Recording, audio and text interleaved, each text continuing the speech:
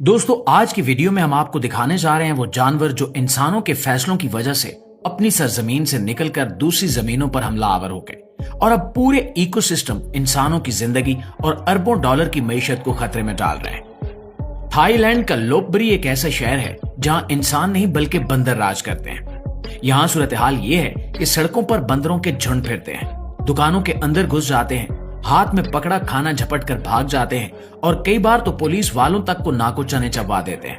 पहले ये बंदर सयाहों के लिए एक मजे की चीज थे। लोग इन्हें खाना खिलाते, तस्वीरें खिंचवाते और वीडियोस बनवाते, मगर आहिस्ता आहिस्ता इनकी तादाद इतनी बढ़ गई कि अब ये शहर की रोजमर्रा जिंदगी पर पूरी तरह हावी हो चुके हैं। अभी कुछ दिन पहले सैकड़ों बंदरों ने पुलिस स्टेशन को घेर लिया। वहां के अफसरान ने घबराकर खुद को कमरों में बंद कर लिया।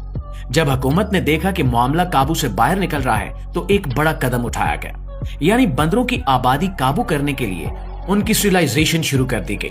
आसान अल्फाज में एक ऐसा मेडिकल तरीका है जिससे बंदर बच्चे पैदा नहीं कर पाते, यानी इनकी नस्ल नहीं बढ़ती, और ये सब बगैर इन्हें मारे किया जाता है।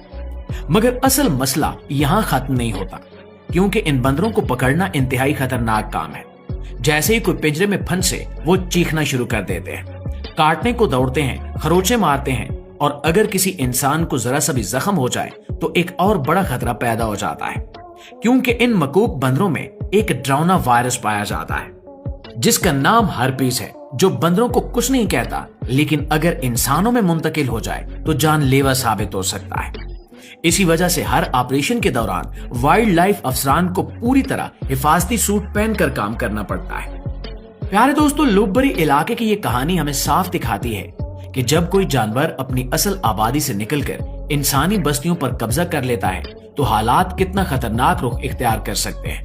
और ये मसला सिर्फ बंदरों तक महदूद नहीं है, बल्कि अब पानियों के अंदर भी एक ऐसी मखलूक तेजी से कब्जा जमा रही है जिसे एशियन कार्प कहते हैं। ये मछली दिखने में बिल्कुल आम सी लगती है, लेकिन आज दुनिया के कई मुल्कों के लिए एक न खत्म होने वाली मुसीबत बन चुकी है। 70 की दहाई में इसे फिश फार्म्स और तालाबों में इसलिए छोड़ा गया कि ये पानी साफ रखने में मदद करे। किसी ने सोचा भी नहीं था कि यही कदम आगे चलकर एक बहुत बड़ा खतरा बन जाएगा।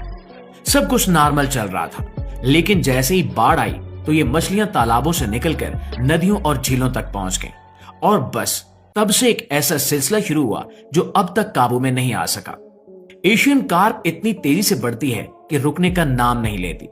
इनकी भूख भी कभी खत्म नहीं होती। नतीजा ये कि दरिया और झीलों की मकामी मछलियों की खुराक ही खत्म हो गई। पानी का पूरा निजाम बिगड़ गया, माहौल का कुदरती बैलेंस टूटने लगा, और उन इलाकों में